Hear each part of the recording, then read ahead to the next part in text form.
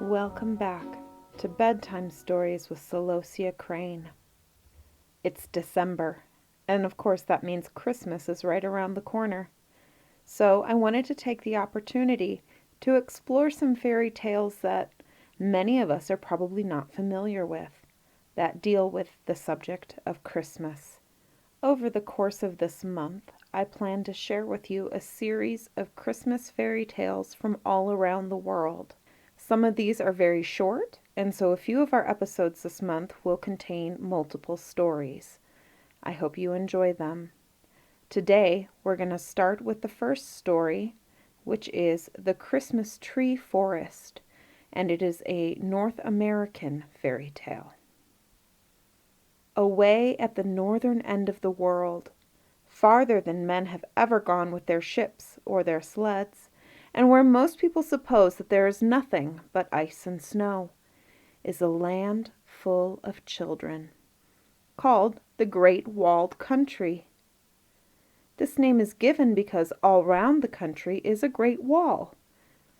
Hundreds of feet thick and hundreds of feet high, it is made of ice, and it never melts, winter or summer. And of course it is for this reason that more people have not discovered the place. The land, as I said, is filled with children, for nobody who lives there ever grows up. The king and the queen and the princes and the courtiers may be as old as you please, but they are children for all that. They play a great deal of the time with dolls and tin soldiers, and every night at 7 o'clock have a bowl of bread and milk and go to bed. But they make excellent rulers, and the other children are well pleased with the government. There are all sorts of curious things about the way they live in the Great Walled Country. But this story is only of their Christmas season. One can imagine what a fine thing their Christmas must be, so near the North Pole, with ice and snow everywhere. But this is not all. Grandfather Christmas lives just on the north side of the country, so that his house leans against the great wall and would tip over if it were not for its support. Grandfather Christmas is his name in the Great Walled Country. No doubt we should call him Santa Claus here. At any rate, he is the same person, and best of all the children in the world, he loves the children behind the great wall of ice. One very pleasant thing about having Grandfather Christmas for a neighbor is that in the Great Walled Country, they never have to buy their Christmas presents. Every year, on the day before Christmas, before he makes up his bundles for the rest of the world, Grandfather Christmas goes into a great forest of Christmas trees that grows just back of the palace of the king of the Great Walled Country, and fills the trees with candies and books and toys and all sorts of good things. So, when night comes, all the children wrap up snugly, while the children in all other lands are waiting in their beds, and go to the forest to gather gifts for their friends. Each one goes by himself, so that none of his friends can see what he has gathered. And no one ever thinks of such a thing as taking a present for himself. The forest is so big that there is room for everyone to wander about without meeting the people for whom he has secrets. And there are always enough nice things to go around. So Christmas time is a great holiday in that land, as it is in all the best places in the world. They have been celebrating it in this way for hundreds of years, and since Grandfather Christmas does not seem to grow old any faster than the children, they will probably do so for hundreds of years to come. But there was once a time, so many years ago that they would have forgotten all about it, if the story were not written in their big book and read to them every year, when the children in the great walled country had a very strange Christmas. There came a visitor to the land. He was an old man and was the first stranger for very many years that had succeeded in getting over the wall.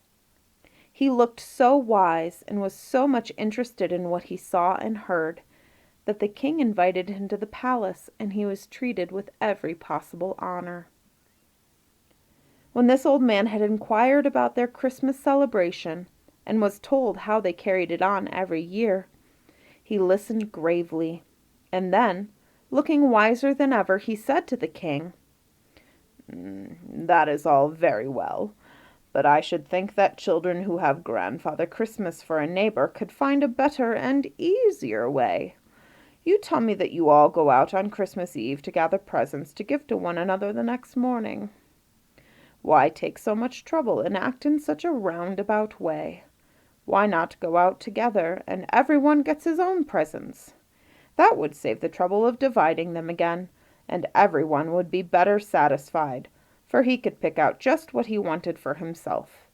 No one can tell what you want as well as you can." This seemed to the king a very wise saying, and he called all his courtiers and counselors about him to hear it. The wise stranger talked further about his plan, and when he had finished, they all agreed that they had been very foolish never to have thought of this simple way of getting their Christmas gifts. "If we do this," they said, "no one can ever complain of what he has, or wish that someone had taken more pains to find what he wanted. We will make a proclamation, and always after this follow the new plan." So the proclamation was made, and the plan seemed as wise to the children of the country as it had to the king and the counselors. Everyone had at some time been a little disappointed with his Christmas gifts. Now there would be no danger of that. On Christmas Eve, they always had a meeting at the palace and sang carols until the time for going to the forest. When the clock struck 10, everyone said, "I wish you a Merry Christmas," to the person nearest him. And then they separated to go their ways to the forest. On this particular night, it seemed to the king that the music was not quite so merry as usual, and that when the children spoke to one another, their eyes did not shine as gladly as he had noticed them in other years. But there could be no good reason for this, since everyone was expecting a better time than usual. So he thought no more of it. There was only one person at the palace that night who was not pleased with the new proclamation about the Christmas gifts. This was a little boy named Ing, who lived not far from the palace with his sister. Now, his sister was a cripple and had to sit all day looking out of the window from her chair, and Ing took care of her and tried to make her life happy from morning till night. He had always gone to the forest on Christmas Eve and returned with his arms and pockets loaded with pretty things for his sister, which would keep her amused all the coming year. And although she was not able to go after presents for her brother, he did not mind that at all, especially as he had other friends who never forgot to divide their good things with him. But now, said Inge to himself, what would his sister do? For the king had ordered that no one should gather any presents except for himself, or any more that he could carry away at once. All of Ing's friends were busy planning what they would pick for themselves, but the poor crippled child could not go a step toward the forest. After thinking about it a long time, Inge decided that it would not be wrong if instead of taking gifts for himself, he took them all together for his sister. This he would be very glad to do, for what did a boy who could run about and play in the snow care for presents, compared to a little girl who could only sit still and watch others having a good time? Ing did not ask the advice of anyone, for he was a little afraid others would tell him he must not do it, but he silently made up his mind not to obey the proclamation. Now, the chimes had struck 10, and the children were making their way toward the forest, in starlight that was so bright that it almost showed their shadows on the sparkling snow. As soon as they came to the edge of the forest, they separated, each one going by himself in the old way, though now there was really no reason why they should have secrets from one another.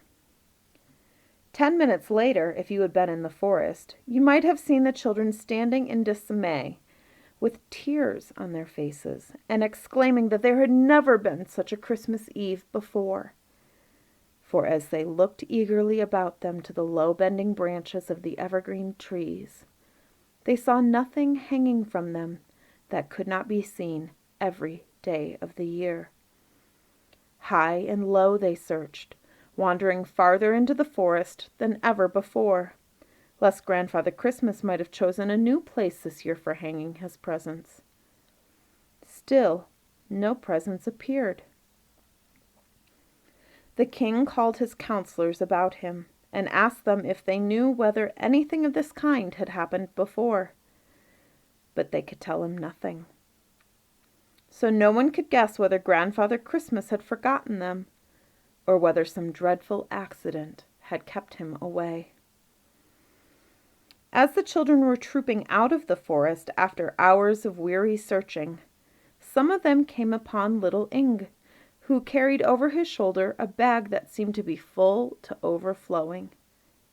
When he saw them looking at him, he cried, "Are they not beautiful things? I think Grandfather Christmas was never so good to us before." "Why, what do you mean?" cried the children. "There are no presents in the forest." "No presents?" said Ing. "I have my bag full of them." But he did not offer to show them, because he did not want the children to see that they were all for his little sister instead of himself. Then the children begged him to tell them in what part of the forest he had found his presents, and he turned back and pointed them to the place where he had been. "I left many more behind than I brought away," he said. "There they are. I can see some of the things shining on the trees even from here." But when the children followed his footprints in the snow to the place where he had been, they still saw nothing on the trees, and thought that Ing must be walking in his sleep and dreaming that he had found presents. Perhaps he had filled his bag with the cones from the evergreen trees. On Christmas Day, there was sadness all through the Great Walled Country.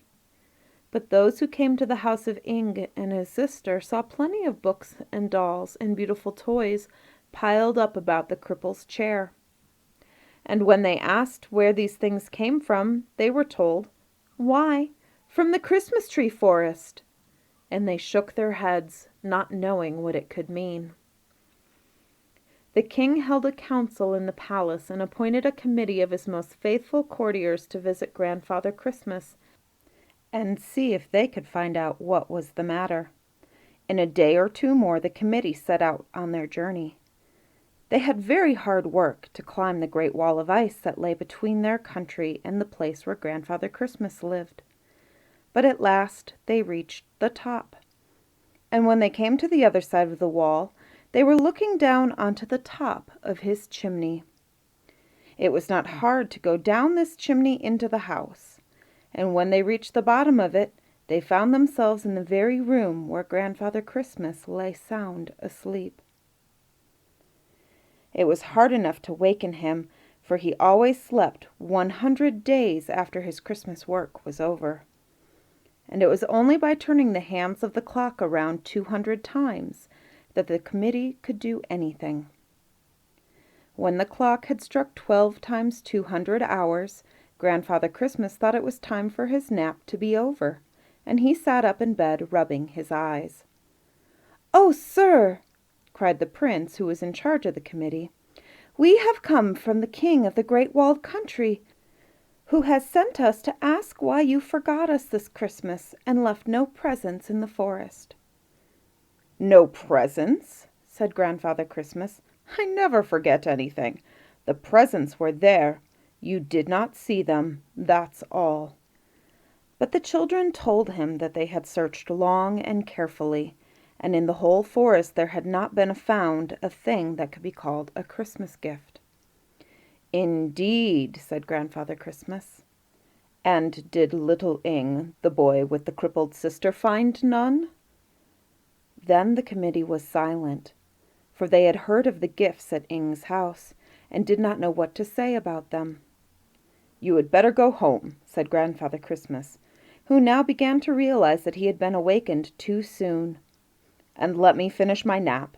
The presents were there, but they were never intended for children who were looking only for themselves. I am not surprised that you could not see them. Remember that not everything that wise travelers tell you is wise." And he turned over and went to sleep again. The committee returned silently to the Great Walled Country and told the king what they had heard.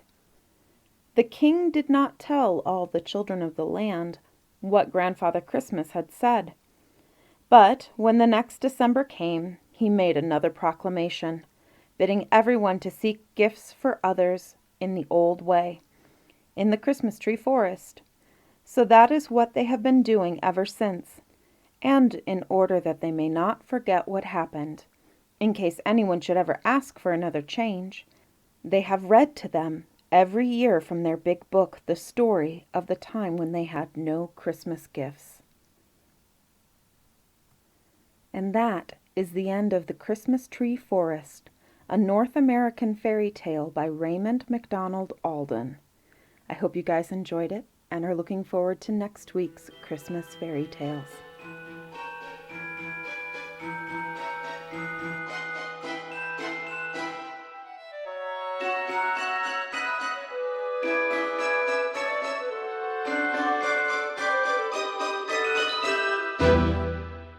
Bedtime Stories with Celosia Crane is produced solely through the support of my patrons on Patreon.